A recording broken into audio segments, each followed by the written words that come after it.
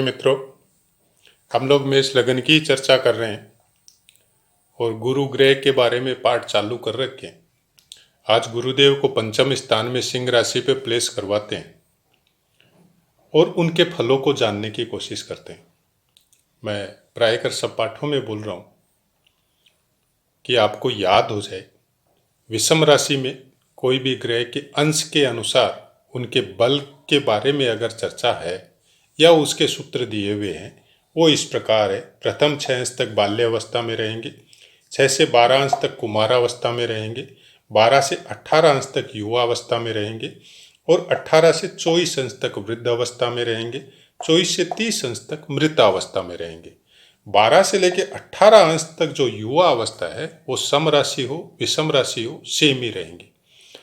तो बाल्यावस्था और मृतावस्था वाले ग्रह आपको कम मात्रा में फल प्रदान करेंगे। कुमार अवस्था और वृद्धावस्था वाले ग्रह संपूर्ण मात्रा से आप 50% उसको समझो, और जो युवावस्था वाले ग्रह है वो आपको संपूर्ण मात्रा में फल प्रदान करेंगे। ये सूत्र है ज्योतिष के।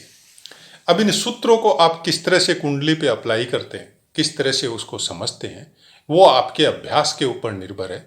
आपके अभ्यास के द्वारा ही सूत्र समझ में आएंगे। एज इट इज जैसा लिखा गया है या उस श्लोक की जो व्याख्या विद्वानों द्वारा की गई है, उसको समझने के लिए अभ्यास और आपकी बुद्धि का विकास कैसा है यह आपके अपने ऊपर निर्भर है। हर ज्योतिष अपने हिसाब से समझता है और सबकी अपनी अपनी सीमाएं हैं, बुद्धि की भी है, अभ्यास की भी है। और जिनका अभ्यास बहुत अच्छा है उनकी सीमाएं अनंत होती है। वो अपनी सीमा पे एक जगह ब्लॉकेज लगा के नहीं रखते हैं कि हो गया, इससे ज़्यादा ज्ञान नहीं है, ये मैं संपूर्ण जानने लग गया। जहां आपने ये समझ लिया कि ज्योतिष जैसे ज्ञान को कि अब मेरे से बड़ा कोई ज्ञानी नहीं है, तब आप सोच लीजिए कि अब वहां पे आपकी बुद्धि का विकास रुक जाएगा। ज्योतिष एक ऐसा सब्जेक्ट या विषय इसको बोल सकते हैं कि अभ्यास के द्वारा नई नई चीजें आपको निकल निकल के आएगी।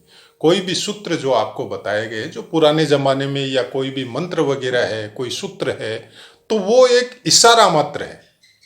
उस सूत्र में हजारों तरह की चीजें छुपी हुई है और उसको समझने के लिए आपको निरंतर तरह तरह की कुंडलियों में अभ्यास और आपकी खुद की विल पावर, दिमाग की और समझने की, अंदर की जो ज्ञान की शक्ति है, आत्मबल की शक्ति है, वो कैसी है, वो आपके ऊपर निर्भर करती है। आज हम आपको चैनल में बता रहे हैं, और भी बहुत से विद्वान चैनलों के द्वारा या उनकी लिखी हुई पुस्तकों के द्वारा हम लोगों को ज्ञान प्राप्त होता है। लेकिन कोई जरूरी नहीं है जो समझ रहे हैं वो बताने वाले से कम विद्वान हो, ये कोई जरूरी नहीं है। उनके ज्ञान की मात्रा बताने वाले से ज्यादा भी हो सकती है, वो उसको और बहुत अच्छी तरह से भी समझ सकते हैं या कम भी हो सकती है। किसी का भी ज्ञान किसी के समकक्ष कभी नहीं होता है। कम और बेसी की मात्रा हमेशा हर इंसान में है। उम्र का इसमें कोई बंधन नहीं है। उम्र आपकी छोटी हो सकती है, बड़ी हो सकती है, आप मेरे से ज्यादा विद्वान हो सकते हैं, मेरे से कम हो सकते हैं, लेकिन समकक्ष कभी किसी के कोई नहीं रहता है। ये चीज हमेशा ध्यान रखने की। अब जब गुरुदेव पंचम राशि पे विराजमान होते हैं तो सबसे पहले पंचम मेष लगन के लिए सिंह राशि हुई, तो सिंह राशि का स्वामित्व सूर्य देव को प्राप्त है। तो सबसे पहले तो आप ये देखिए कि आपकी कुंडली में सूर्य देव कहाँ विराजमान है। हम लोग जो ग्रह के फल की, सिंगल सिंगल ग्रह के फल की सम्मिलित चर्चा यहाँ पे कर रहे हैं कि सिंह राशि हो, पंचम भाव हो, मेष लगन हो और कौन से नक्षत्र के अनुसार, जो कि बहुत ही डीप में आपको जाने के लिए प्रेरित करने का कोशिश है मेरा। क्योंकि नक्षत्र के अनुसार जब हम देखते हैं तो अंशों का बल भी वहां पे लागू हो जाता है। तो सिंह राशि में अगर गुरुदेव विराजमान होते हैं और उनके ऊपर कोई दृष्टि नहीं हो, युति नहीं हो, पंचम स्थान हो, तो अगर आपका लग्न को, तो आपको हर लग्न में देखना है कि लग्नाधिपति आपका कैसा है, कैसी कंडीशन है उसकी जन्म पत्री में, वो तो आपको हमेशा ही देखनी पड़ेगी। सब भावों के पहले आपका लग्न और लग्नाधिपति कितना बलवान है वो आपको देखना बहुत जरूरी है। पंचम स्थान का कारक ग्रह भी गुरु को बोला जाता है, क्योंकि पंचम स्थान ज्ञान का कारक है।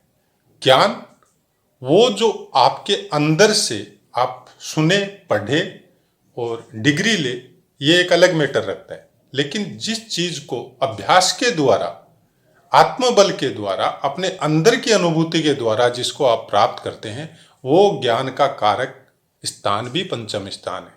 और उसमें गुरुदेव का अगर पदार्पण या उसका प्लेसमेंट हो, तो गुरुदेव भी उसी चीजों का कारक है कि आपके अंदर ज्ञान की मात्रा आपके खुद के द्वारा उपार्जित, अभ्यास के द्वारा हो, ध्यान के द्वारा हो, योग के द्वारा हो, किस तरह की है वो आपके ऊपर निर्भर है। सामने वाले की बातों को आप किस तरह से समझते हैं, पुस्तकों में दिया हुआ ज्ञान या दिए हुए सूत्र को आप किस तरह से समझते हैं, वो उस चीज को गुरुदेव बहुत ज्यादा बढ़ाते हैं। पंचम स्थान संतान का भी कारक है, संतान का कारक भी गुरुदेव है, बुद्धि का भी कारक गुरुदेव है, और धर्म से संबंधित या भाग्य से संबंधित कारकत्व भी पंचम स्थान से देखा जाता है। क्योंकि नवम से नवम होते हैं, 7, 8, 9, और पंचम से पंचम नवम होता है, तो उसका भी स्वामित्व मेष लगन में गुरुदेव को ही है। तो यहाँ पे उनकी दृष्टि 1, 2, 3, 4, 5, पंचम दृष्टि नवम स्थान में पड़ती है।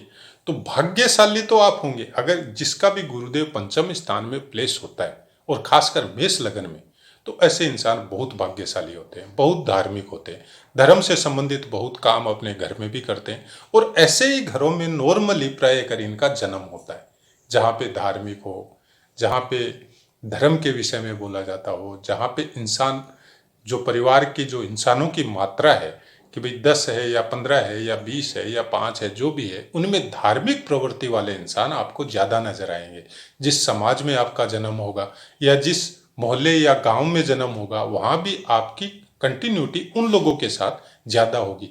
अब कुछ ग्रहों का योगदान या बाकी ग्रहों का योगदान ऐसा हो कि ऐसा कुछ आपको नहीं मिले तो भी आप धार्मिक होंगे।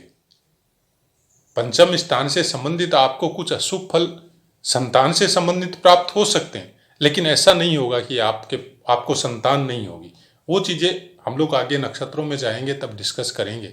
लेकिन पंचम स्थान में गुरुदेव बैठने से आपके लाभ की मात्रा, आपके ज्ञान की मात्रा, आपकी बुद्धि की मात्रा में बहुत ज्यादा बढ़ोतरी होगी। और धर्म कर्म से संबंधित आपका मन और आपका दिमाग, उससे संबंधित काम हो, उनसे संबंधित पुस्तकें हो, उनसे संबंधित रीति रिवाज हो, उन सब में हमेशा ही आपका ध्यान जाएगा और करेंगे भी। अब सप्तम लाभ की मात्रा मैंने बताई दी, हर चीज में लाभ की मात्रा का काम आपके साथ हमेशा रहेगा। थोड़ा सा ज्ञान प्राप्त करके भी आपको उसका लाभ बहुत ज्यादा मात्रा में प्राप्त होगा। और जब लगन को देखेंगे तो लगन को भी बलवान करेंगे, तो आपके मस्तिष्क में भी ऐसी तरंगों का प्रवाह ज्यादा रहेगा जो संस्कार से संबंधित है, जो धर्म से संबंधित है, जो ज्ञान से संबंधित है। उन चीजों में आपका इंटरेस्ट और उन चीजों से संबंधित कामों में आपका इंटरेस्ट बहुत अच्छा रहेगा। आप सिंह राशि है, सिंह राशि है, तो कुछ आलसीपन आपके अंदर हो सकता है, तो उसको थोड़ा दूर करने के लिए आपको अपने लगन को मजबूत रखना है, लगन को बलवान रखना है। और मेष लगन में मंगल का स्वामित्व प्राप्त है, तो मंगल को हमेशा बल देते रहना पड़ेगा आपको। अब गुरुदेव अगर 0 अंश से लेके 13.20 अंश तक हो तो वो मघा नक्षत्र के अंतर्गत रहेंगे। और मघा नक्षत्र के बारे में जब हम लोग बातें करते हैं, उनके कारकत्वों के बारे में जब बात करते हैं, तो ऐसे इंसान, खासकर भूमि का व्यवसाय हो या कृषि से संबंधित कोई काम हो, या अगर बुध का साथ यहाँ पे मिले या बुध का अच्छा प्लेसमेंट हो, तो फिर आप डॉक्टरी में, सर्जरी का लाइन में, वो सब लाइन में भी आपका झुकाव हो सकता है, या आप जा भी सकते हैं। वो सब चीज में आप डॉक्टर वगैरह भी बन सकते हैं, और वो भी अच्छी क्वालिटी के, जो गरीबों का भला करे, जिनके पास सामर्थ्य नहीं है उनका भी भला करे, और अपने ही काम से आप अच्छी मात्रा में धन का भी अर्जन करें। तो दोनों चीजें आपके साथ चलेगी। लेकिन डॉक्टरी वगैरह के लाइन के लिए आपको बुध देव का प्लेसमेंट जरूर देखना पड़ेगा कि उनका कैसा है, क्या प्रभाव है। बाकी अगर बुध की युति हो तो एक अलग बात है, उनका अलग इफेक्ट आएगा फिर आपके साथ। लेकिन मघा नक्षत्र में होने की वजह से कुछ संतान संबंधी परेशानी आपको वो जरूर प्राप्त करवाएगा। कुछ न कुछ परेशानी, या तो संतान होने में देरी हो, या हो गई और बड़ी हो गई तो उनके साथ आपकी ट्यूनिंग नहीं मिल रही हो, या उनके आचरण या विचारों की वजह से आपकी ट्यूनिंग नहीं मिल रही, तो ऐसी कुछ छोटी मोटी प्रॉब्लम है आपको गुरुदेव मघा नक्षत्र में होने की वजह से आपको प्राप्त होती रहेगी। उसके बाद में 13.20 डिग्री से लेके 26.40 डिग्री तक अगर गुरुदेव सिंह राशि में पंचम स्थान में विराजमान है तो पूर्वा फाल्गुनी नक्षत्र के अंतर्गत आएंगे। पूर्वा फाल्गुनी नक्षत्र का स्वामित्व शुक्र देव को प्राप्त है। तो यहाँ पे पूर्वा फाल्गुनी के विषय में जब हम लोग बातें करते हैं तो आप बहुत ज्यादा लोकप्रिय होंगे, आपकी संगीत वगैरह में रुचि हो सकती है, आप शिक्षक वगैरह का काम या वकील या जज इससे संबंधित कामों में भी आप जा सकते हैं। तो उससे संबंधित जब आपको देखना हो तो आपको शुक्रदेव की कंडीशन तो देखनी ही देखनी है। उसके अलावा अगर आप कोई मतलब लॉ से संबंधित या कानून से संबंधित कोई पढ़ाई है तो उसके लिए बुध और फिर शनिदेव को भी देखना पड़ेगा। अगर उनकी कंडीशन अच्छी है, उनका सपोर्ट अच्छा है तो फिर कंफर्म उस लाइन में आप जाएंगे ही जाएंगे। सूर्य देव की कंडीशन इस जगह में देखने से, अगर सूर्य देव की कंडीशन बहुत अच्छी है तो आपका विल पावर और आपका आत्मबल बहुत मजबूत रहता है। तो उसकी वजह से जिस क्षेत्र में भी आप जाएंगे उसमें आप उन्नति करेंगे। लेकिन आपका पसंदीदा क्षेत्र बाकी ग्रहों का सम्मिलित प्रयास ही बताएगा। स्वतंत्र प्रभाव अगर पूर्वा फाल्गुनी नक्षत्र में होता है तो आप शिक्षक बहुत अच्छे होंगे, आपकी ज्ञान देने की प्रवृत्ति या ज्ञान से संबंधित बातें करने की प्रवृत्ति बहुत अच्छी रहेगी और उनसे संबंधित बातों के ऊपर आप चलेंगे भी। ये भी कोशिश करेंगे कि जो आप ज्ञान दे रहे हैं उसी के अनुसार अपना आचरण भी कर रहे हैं। उसके बाद में 26.40 डिग्री से लेकर 30 डिग्री तक अगर सिंह राशि में गुरुदेव है तो उत्तरा फाल्गुनी नक्षत्र के अंतर्गत रहेंगे। उत्तरा फाल्गुनी नक्षत्र का स्वामित्व खुद सूर्य देव को प्राप्त है। अब अगर सूर्य देव की युति हो, सूर्य देव की दृष्टि हो, सूर्य देव का प्लेसमेंट बहुत अच्छा हो तो यहाँ पे गुरुदेव आपको सूर्य के समान ही फेमस करवाएंगे। और वो भी उस ज्ञान में जैसे ध्यान साधना हो, वेद वगैरह हो, आप कथावाचक हो सकते हैं, बड़े बड़े आयोजन करवाने वाले हो सकते हैं, बड़े बड़े धार्मिक कार्यक्रमों से आप जुड़ सकते हैं। तो ऐसे कुछ ज्ञान आपको प्राप्त हो सकते हैं जो साधारण इंसान को, जिनको ये बोला जाता है कि इनके अंदर तंत्र शक्ति है या इनके अंदर मंत्र शक्ति है या इनकी बोली हुई बात सत्य होती है या सिद्ध होती है, वाणी में सरस्वती विराजमान है, ऐसा कुछ आपके साथ सूर्य देव बलवान होने की वजह से उत्तरा फाल्गुनी नक्षत्र के अंतर्गत आपको ऐसे फलों की प्राप्ति हो सकती है। लेकिन यहाँ पे बात यही है कि आप धन से संबंधित कामों में कुछ विशेष रुचि नहीं लेंगे। आप कितने धनी हैं, आपको किस काम का कितना मेहनताना मिल रहा है, कितना पैसा आपको मिल रहा है, तो उसमें इतनी ज्यादा रुचि आप नहीं लेंगे। लेकिन पूर्वा फाल्गुनी में लेंगे ये रुचि। पैसे का भी मोह रहेगा पूर्वा फाल्गुनी में होने से, लेकिन उत्तरा फाल्गुनी में होने से पैसे का इतना मोह नहीं रहेगा। पैसे के विषय में आप यही सोचेंगे ठीक है अपना खर्चा चल रहा है, परिवार का खर्चा चल रहा है, सब आराम से रह रहे हैं, कोई टेंशन नहीं है। लेकिन ज्ञान के लिए लालच हमेशा ही रहेगा और ज्ञान की मात्रा आपके अंदर रहेगी भी और आप एनी टाइम मतलब हर उम्र में आप प्राप्त करते रहेंगे। ज्ञान के लिए आप किसी को छोटा भी नहीं समझेंगे और किसी को बड़ा भी नहीं समझेंगे। आप यही समझेंगे कि अगर आपसे उम्र में छोटा हो तो भी अगर उसके अंदर ज्ञान का परिमाण कुछ अलग क्षेत्रों में ज्यादा है तो आप उससे उस ज्ञान को लेने की भी कोशिश करेंगे और उसका सम्मान भी करेंगे। तो ऐसा कुछ नक्षत्रों का योगदान होता है जिसको हम लोग डीप प्रिडिक्शन बोल सकते हैं। और मेरा पाठ चालू करने का मकसद भी यही है कि आप ज्योतिष का अगर ज्ञान लेते हैं तो नक्षत्रों को आधार जरूर बनाइए, क्योंकि हर डिग्री के ऊपर नक्षत्रों का चरण चेंज होता है, नक्षत्र खुद चेंज हो जाते हैं। एक ही राशि के अंतर्गत 2.25 नक्षत्र आते हैं और 9 चरण आते हैं।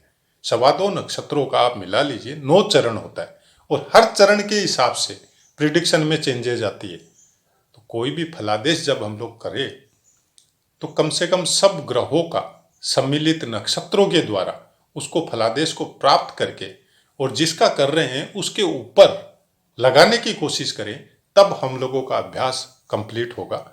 और हम लोगों का अभ्यास के द्वारा ही ये पता चलेगा कि कौन सा ग्रह किस तरह से बैठने से, किस नक्षत्र में बैठने से किस तरह से फल हम लोगों को प्राप्त होते हैं। तो जय माता की मित्रों, अब अपनी वाणी को विराम देते हुए आपसे आज्ञा लेता हूँ। जय माता।